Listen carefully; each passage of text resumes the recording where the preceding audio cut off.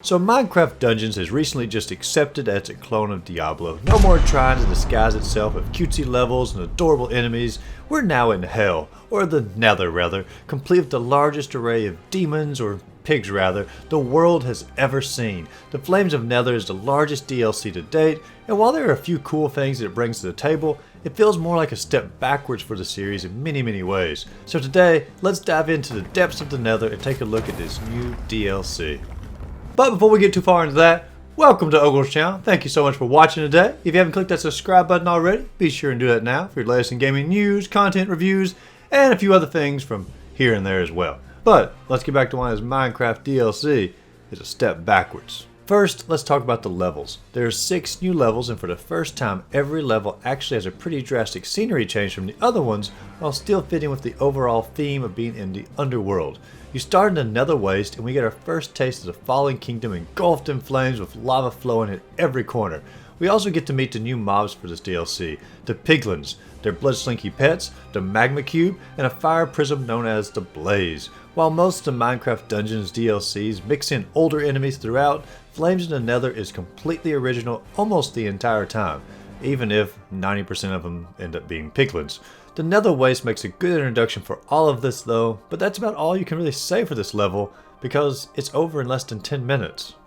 The next core level is Warped Forest and continues the tone of the DLC with entirely new scenery, and entire woods to explore that has somehow been emerged of a blanket of flame. While this level is a tad bit longer, it doesn't really bring anything new to the table. The same enemies from the Nether Waste, with no interesting puzzles of note to figure out or areas to really explore.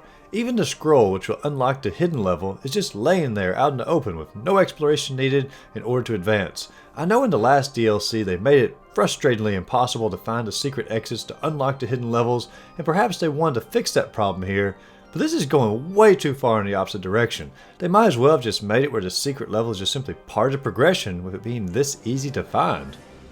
The hidden level off of Warped Forest is Crimson Forest, and is roughly the same as the Warped Forest, but with a red overlay.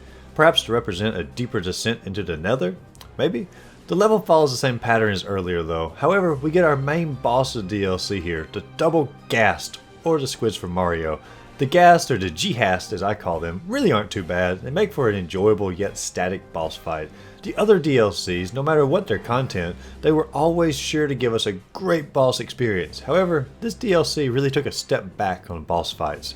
It definitely left me gasping for more. There's also another scroll to find in this level, which, like the last one, is just lying there in the open with no skill or strategy involved. This scroll unlocks the Soul Sand Valley, which environment-wise is my favorite in the DLC. Giant skeleton backbones creating bridges, altars throughout, chains holding the areas up from falling into the eternal flames with lava bubbling below. This is a hauntingly good level. However, outside of just being the best looking area of the DLC, there aren't really any interesting puzzles or difficult parts, and it continues the biggest flaw of this DLC, creating a very one level static experience of just hack and slash. The last DLC had puzzles to figure out along the way, expanded the gameplay of the levels, and just made the levels more interactive in general. All of these levels though are just a very straightforward experience. The other path that you could have taken after the first level is the Basalt Deltas, and this is the worst level in the DLC. It's like an asphalt maze. It's extremely twisted with corridors, and everything looks exactly the same, like a fresh piece of pavement. As you progress, you will once again come across an extremely obvious scroll just sitting there, which will open up the next hidden level leading to the final level of the game, the Nether Fortress, which is a mostly fun romp through a hellish fortress. However, there was no boss in this level, meaning the only bosses in the DLC were the Ghast, or the Ghast, and compared to the other DLC bosses, this boss fight was extremely underwhelming. I was fully expecting a dragon or demon king at the close of this level, but sadly, I was just greeted with the Fortress. The levels in this DLC overall successfully create more varying landscapes of any of the DLCs, however, every single one of them suffered from a complete lack of variety within the level itself. Gone were the cool mechanism like elevator lifts, blowing caverns, panda sanctuaries, and even ship exploration.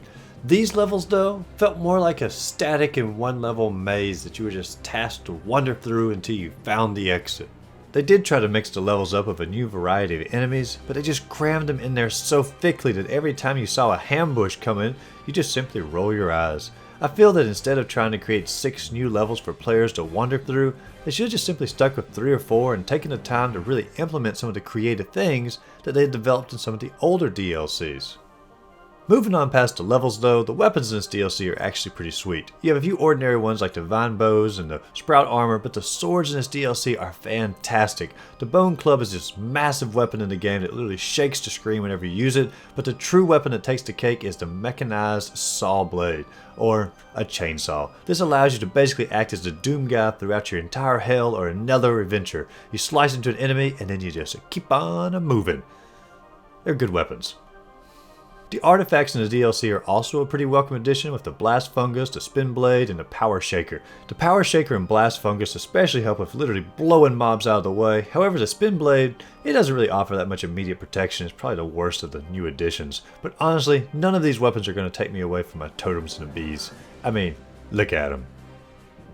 One thing is definitely done right though, but it's technically not part of the DLC, is the addition of the Ancient Hunts. This allows you to basically bet your weapon and enchantment points with a chance of getting an amazing weapon in return. I gave this a few tries and admittedly didn't get anything mind-blowing, however, other players seem to have a lot of success with it. The only downside of this is it takes 45 minutes to journey through a level, because if you don't get something awesome, you just wasted 45 minutes and you're not really wanting to try that entire experience again. If they just made it shorter, I think more players would get into this game mode, but still, it's nice that they're continuing to expand the in-game content for this game.